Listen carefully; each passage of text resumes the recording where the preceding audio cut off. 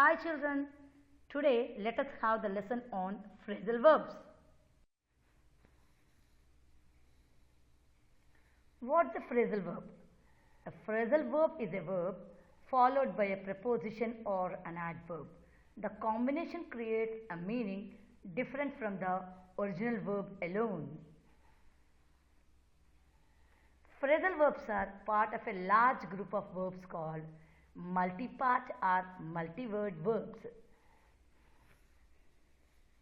The preposition or adverb that follows the verb is sometimes called a particle and have a special meaning.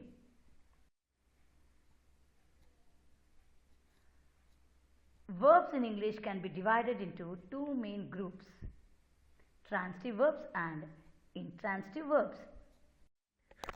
To start with, we will look at transitive verbs. Transitive verbs require an object to complete the meaning.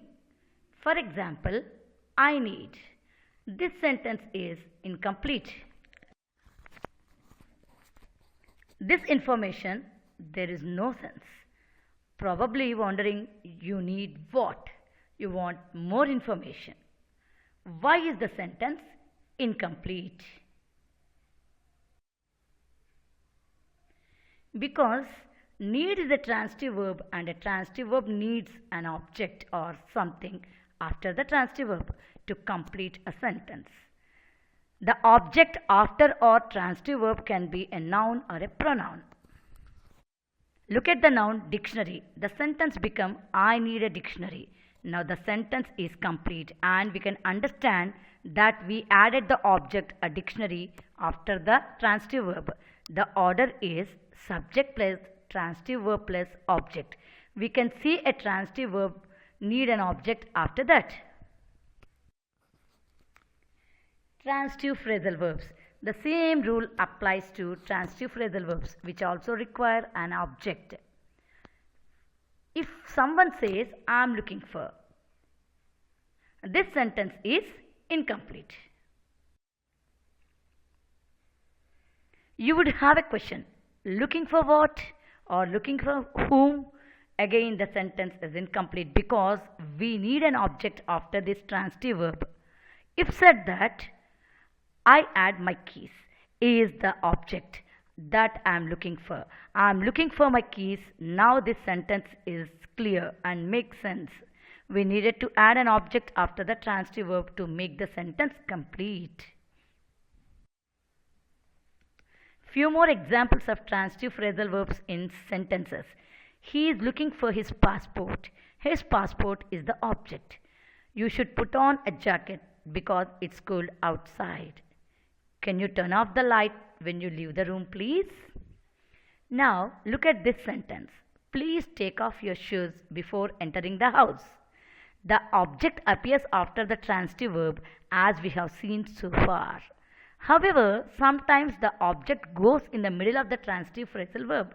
For example, please take your shoes off before entering the house.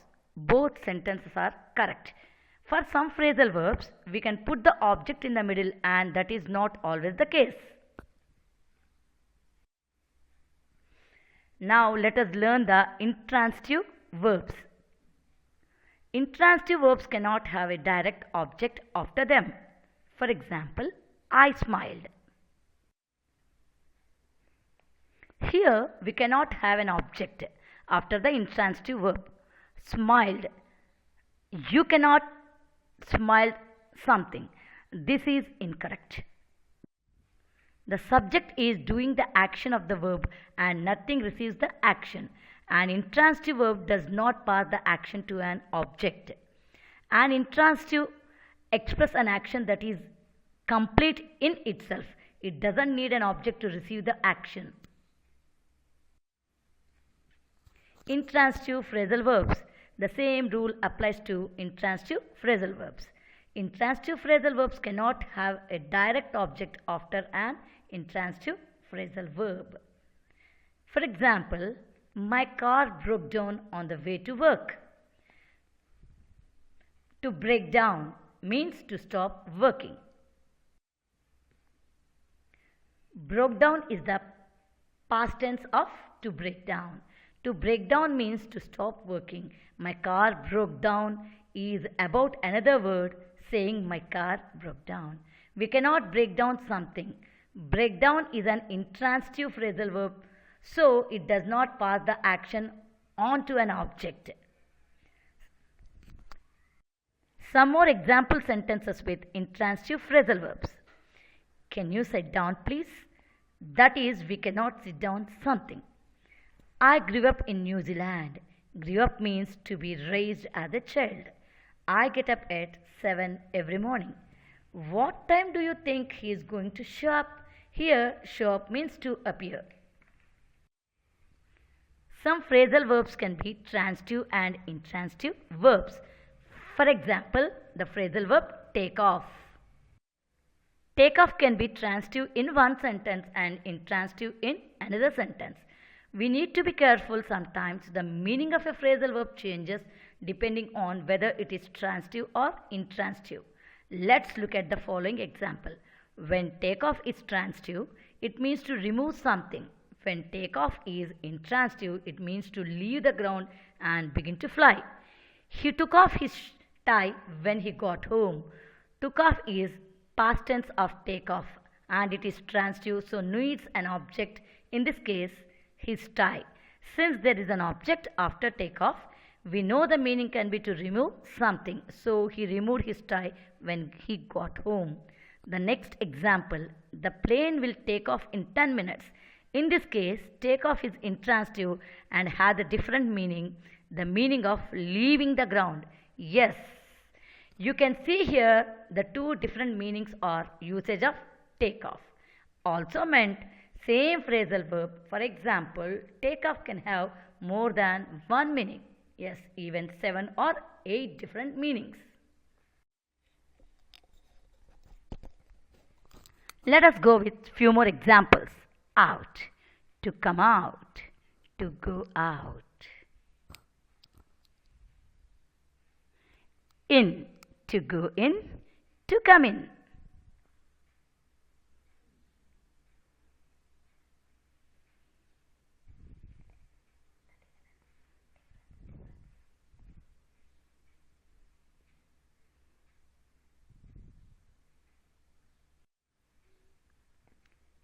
Pick up, to pick up. To put down.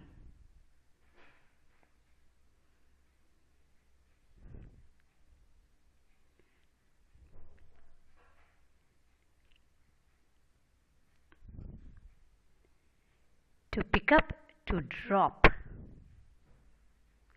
To pick up, to put in. To take out, to take away.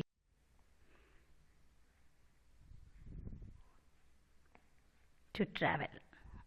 On, phrasal verb on. On, is it correct? No.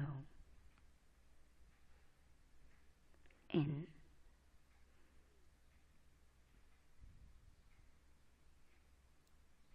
To get out. To get in. To fall off. To fall over. To fall down. Children, let us conclude the session with a small animated story with few more examples of phrasal verbs.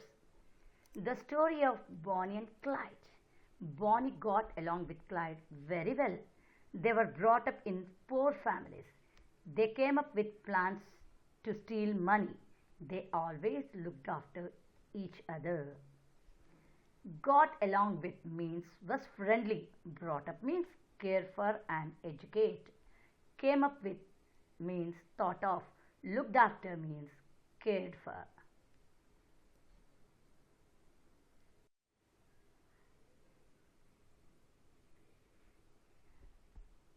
It was difficult to make them out. Make them out means to understand. They came across as nice people. They carried on stealing and killing. They held up banks and never put off their plans. Many victims never got over their crimes.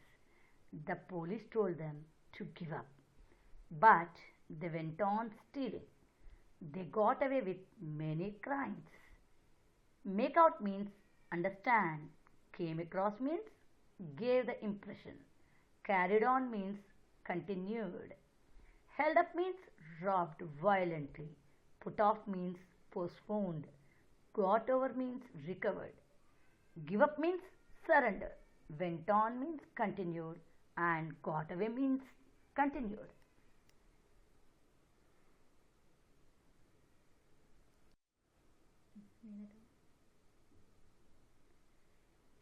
The police looked up one of their friends. They found out Clyde's plan. The police pulled over and got out of their car. They set up an ambush. They held on for 2 days, watching out for the criminals. They almost called off the ambush. Looked off means searched in a list. Found out means discovered information. Pulled over means stopped car. Set up means established. Held up means waited. Watching out means be aware of. Called off means cancelled.